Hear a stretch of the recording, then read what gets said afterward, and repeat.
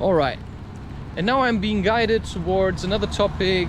I'm trying to keep this short, about light. You know, speak about light. Speak about light. Let's speak about light.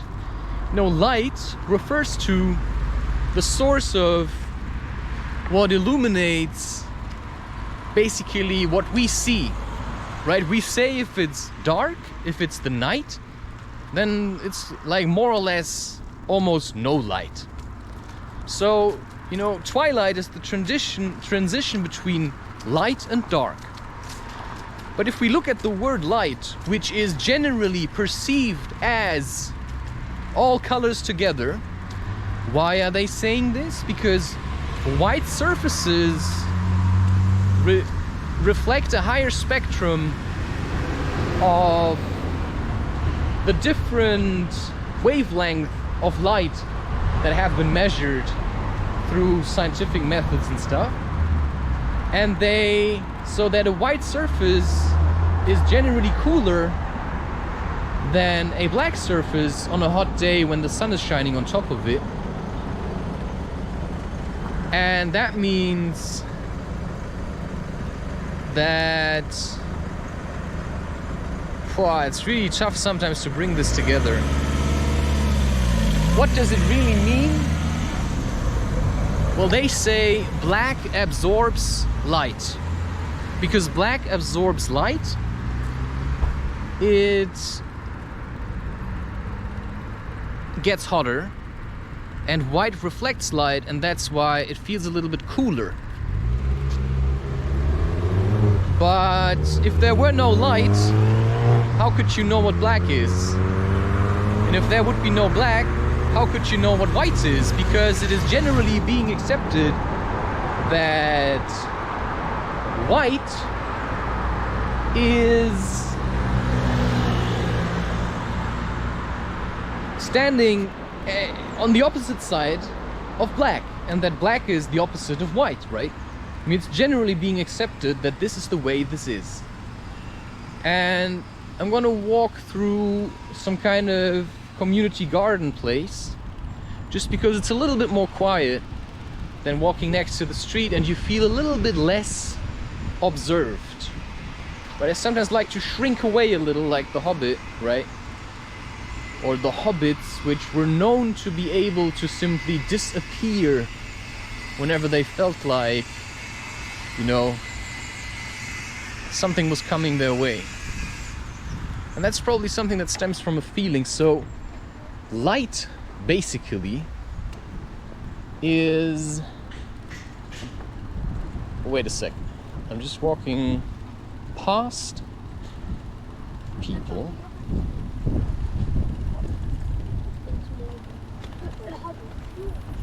Okay, so light is also a word, because we're always in the realm of words, right? Light is a word. Light can be a feeling. Light is supposed to be what illuminates experience. And then you've got enlightenment, which has nothing to do with the light during the day, but is more like an inner insight, you know? You've been feeling depressed, and then you make experiences and you suddenly feel like you're stepping out into the light. You walked through a dark tunnel and suddenly it's over, and you did crazy things. You feel like you were being pressed through tubes, like squeezed into existence, and then suddenly you're like, oh wow, now everything's clear again. And then you think, oh wow, that's it, I'm enlightened now. Then you start walking. You know, I'm enlightened. That's how I live my life. I'm enlightened, nothing can happen to me. Which is true in a way, because what actually happened to me? Basically nothing. I just decided I have no need to spend time with people that think that punching other people is a good pastime activity. And it looked like they were doing this frequently, possibly, or maybe it was the first to anger them enough, or to test them enough to actually let it come to such a thing. And so, sure, maybe they just want to know how strong they are. If you want to know what I'm talking about, it's in my content. And what was happening, so and then you walk around and you feel like I'm enlightened now and I know everything, until you meet your next opponent. And who's gonna be your next opponent? It might be a person, it might be simply something that your life has prepared for you, it might be your next exam, it might be, what else could it be?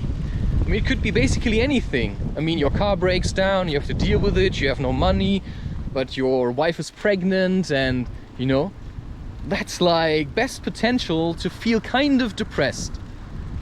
And what is depression? It's just a heavy load of emotions. And you either say, it's too much, I can't take it anymore, and then you end it, which is generally accepted under the term of suicide. Or what you do is you learn to lift it. So if you're in a depression, you want to lift yourself out of it, well, you're heavy and you want to become light again, as you were as a child, where you had no worries at all, depending on your childhood, of course. But that's roughly it. And what it means is you simply have to keep going, because what I've experienced is it's never over. There's always going to be phases in your life where you will have to struggle, at least as long as you want to engage with other people, because the people that I would call my friends, are a collection of very intense experience with one another, and also heavy critique on the way I am, and then I have to defend myself and say, hey, I think I know what I'm doing, right? I mean, I'm still here, and you do what you want to do, and I do what I want to do, and I'm still alive, and I get it, I'm my mother's fledgling. And so what's the fear? It's also just be a bit smart about it. If you live your life like an idiot, you're gonna die like an idiot. And I try to die like somebody who actually says, I just want to see what this is. Life. And light comes then also from less heavy, reduced weight. Oh, I feel much lighter today. Yeah, also, I feel in a better mood, which is generally associated with feeling good and being pleasant and light, but not always. Because if you feel good today and you spend time, just a quick check, it's stupid, but it's just a roundup check. I'm realigning my compass, if you will. Because if my consciousness is too much concerned about what's behind me, I'm just gonna do this once, and then I feel a bit more relaxed, right? It's not just about acting like there is no paranoia, but simply to say, I feel paranoid, and I have discovered ways of how to engage with it. And that's a heavy emotion, I would say. And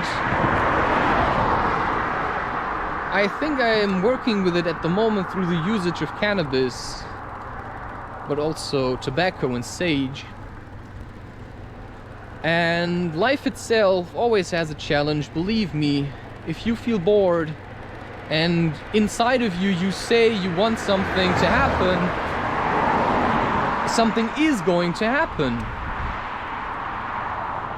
And that may be a heart attack or just spiritual growth, which may even be induced by a heart attack.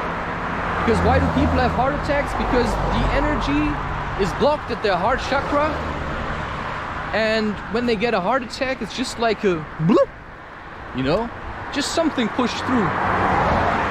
And you either judge it as something bad and say, oh my God, I'm gonna die, I had a heart attack, and allow other people to, you know, parent you into being sick now and like really take care of you, and then you get, you know, you become a sucker for love again. Oh, I had a heart attack and people started, you know, paying more attention to me. Yeah, and then that heart attack is gone 2 years later and you're still craving the attention. Please give attention to me. What a fucking idiot. Sorry, but that's the way I see people like this. And I always like to mention Charles Manson because I think he said some pretty good things. Plus he actually never really harmed anyone the way I see it. But anyway, different times. And he said I'm not a sniffler.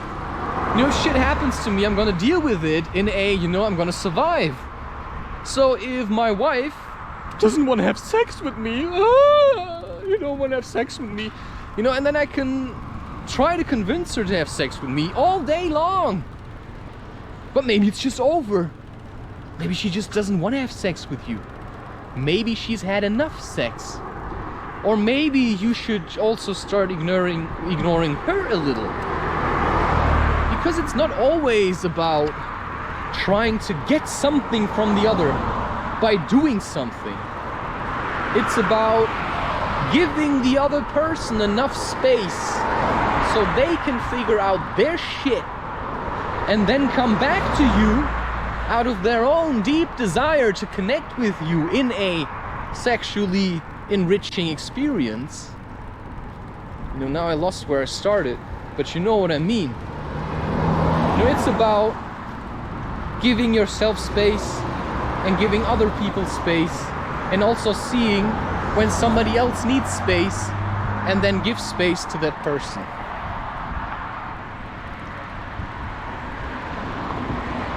I really want to go to the sauna.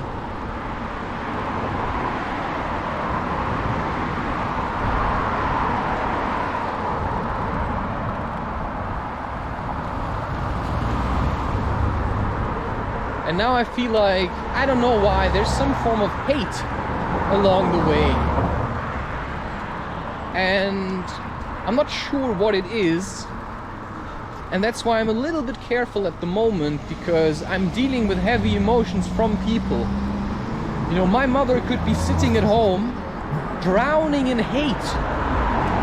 And then she's just projecting it onto other people, onto me. Why isn't he coming? You know? He first wanted to come yesterday, but then he said he couldn't, and now he's still not here, you know, what is he doing? And it's probably, the hate is just fear. And what some people fail to realize is that when you are afraid or full of hate, you are missing the opportunity or transforming it if you just sit around and smoke. So what you should do, you don't have to do anything, but what works for me is being active. Being active in myself, accepting that I feel dark at the moment, and then using the tools that I know can help me, to lift me, to get shit done. Now I've had probably 2 days at home, smoking, drinking coffee, eating food, all kinds of stuff. And today, for the first time, I feel like, all right, you can emerge again, go to the park, and film yourself with a frisbee. Let's see. I think I'm gonna do it, you know, you never know. So what is light? It's also a feeling of, right, it's like, you know, now I manage to carry the load that I have been given. The load. The lotus flower will open for you. Once you manage to probably stop watching porn and simply wait for a woman to give you what you seek, which is sexual healing.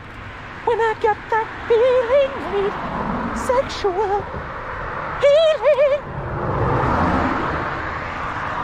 When I got that feeling, I need sexual healing.